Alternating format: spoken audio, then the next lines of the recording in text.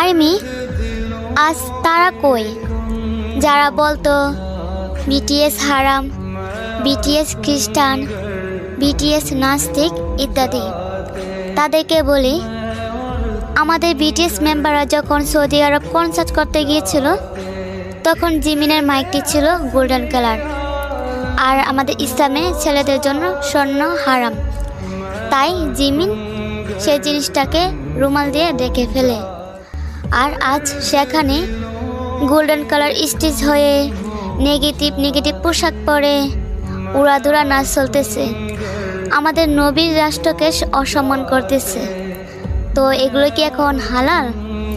আজ আমি সত্যিই বলতেছি, আমি একজন বিটিএস আর্মি হয়ে গর্ববোধ করতেছি, কারণ তারা অন্য ধর্মের হয়েও আমাদের ধর্মকে সম্মান করে, আর আমরা নিজে মুসলিম ধর্ম হয়েও আমাদের ধর্মকে সম্মান করতে পারি না।